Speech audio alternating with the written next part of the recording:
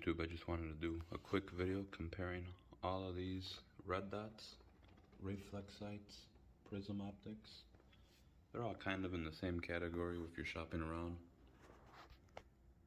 First goes the Trijicon Rmr, usually more so for pistols, but it can be on a rifle if it's an offset, or even as a primary.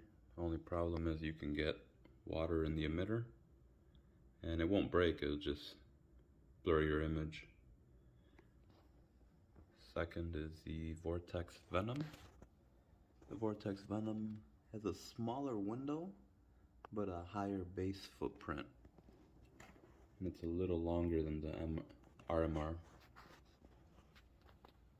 And I also noticed that the Vortex Venom has a little bit more parallax than the RMR. So that's a good point for the Trijicon. And we have the Primary Arms MD25 micro red dot. This is on a aimpoint T1 footprint, and I currently have it on a .23 spacer from Primary Arms. That gives me the sight picture I wanted with the Troy micros. Typically it'll just be a low mount and it'll sit flush on this base. Next is the Primary Arms 1X Cyclops Gen 2. Very nice, very small for a prism optic. I'll show their sight pictures all next. Then we have the Trijicon MRO. It's a 25mm tube. But on this end, it is smaller actually. I wonder if that has something to do with the parallax issues and the magnification. So the glass in the front, I believe, is 25mm, and in the back, I'm not sure what it is, but it is significantly smaller. It might be 20. It kind of lines up nicely with the micro, and then in the front, it's 25. That's just my speculation on why it has such terrible parallax. The mount is awesome. I love that it has the 3 crossbars. Right now it's in the locked position. But if you just unscrew it,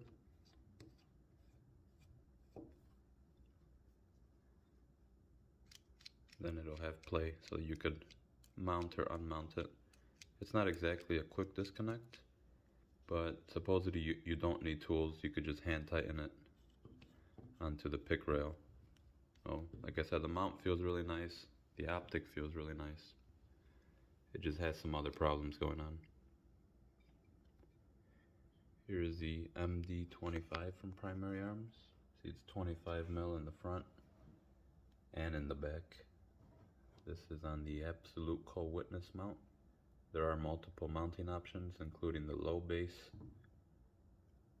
like this one, and then the 2 spacers, so you could do different combinations between the low base and the co-witness. You can make it into a 1/3 co-witness, adding the spacer on it.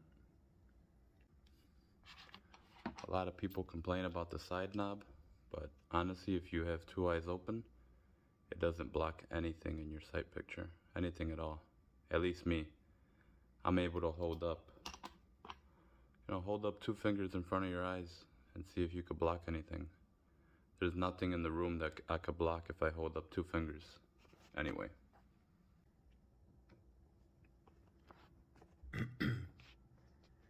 Now we have what might be my new favorite. This is the Eotech XPS2-0. Now I went with the XPS instead of the EXPS because the XPS is full co-witness and the EXPS is 1/3 co-witness. I know the EXPS has the quick detach, which is really nice. It would have been awesome if this one could have quick detach, but maybe just to save space on the rail, this is how it clamps on. There is a lot of rail space. Unfortunately, only 1 crossbar, but I've never heard any issues about holding 0. This is a newer model. It takes a CR123 battery, and it's oriented this way instead of back and forth like the old batteries used to be. I think that was the cause of a lot of problems. overall it is a lot smaller than I thought. You can see here, sitting next to the rest of the gang, it's really not that much bigger. And finally, the biggest for the day is the 1X Gen 1 acss reticle from Primary Arms. Also a prism optic. Like I mentioned in my comparison video between the Gen 1 and Gen 2, if you already have the Gen 1, it's really not worth getting the Gen 2.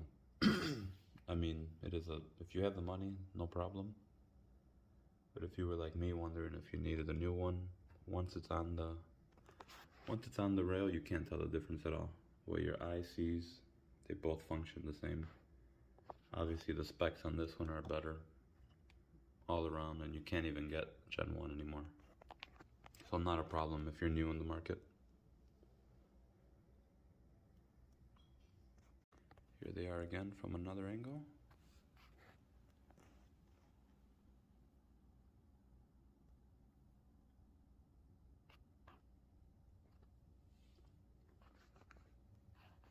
And then we'll do the reticles.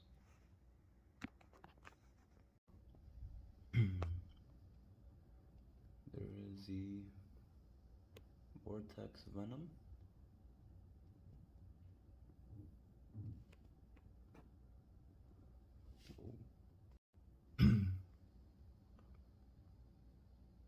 Okay, there is a Trijicon Rmr,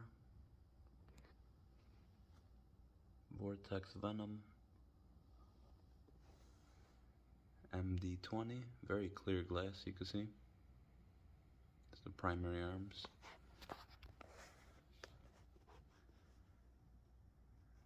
The Gen 2 Cyclops.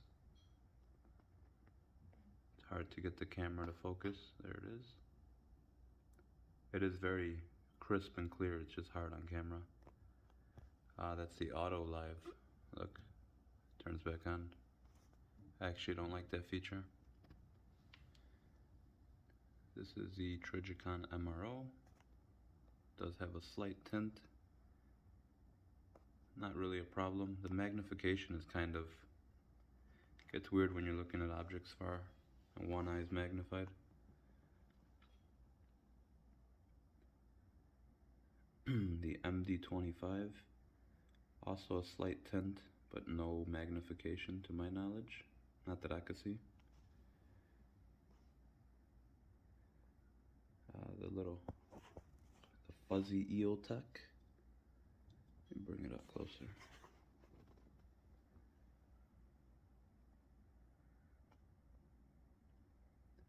Now I did say the fuzzy Eotech, but it's really not fuzzy. It's just kind of like the reticle was made for Nintendo, but it looks fine. It's hard to explain.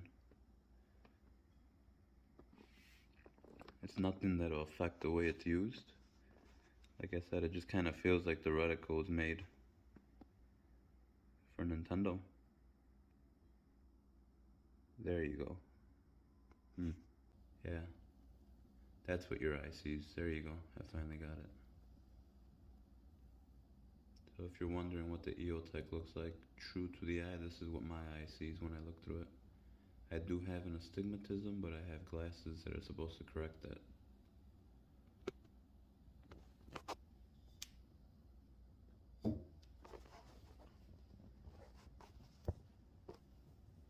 And finally, the old 1X. This is the Prism Optic acss-1X. I have a video comparing the Gen 1 and the Gen 2. You could click to the right now if you're interested in seeing that. And one final flyby, just in case. One final flyby, just in case you're in the same boat like me and don't know which optic to get. The MD20, I would say, is comparable to the Aimpoint. Not in toughness or durability or any of that stuff, but just like, for me, it helped me see whether I wanted an Aimpoint Micro or an Eotech. I say that because it's the same size knob on the right hand side, clear glass, 20 mil tube. Like I said, I'm not saying it is an aim point, but if you know, if you're not sure you're in the market for a micro and don't want to spend micro money, T2 money or T1, this is a good way to see how you like micro prisms or micro red dots. Aimpoint is coming out with a new Duty RDS for $4.99, which is going to be a good alternative to the T2. You could check that out. Have a great day. Thank you.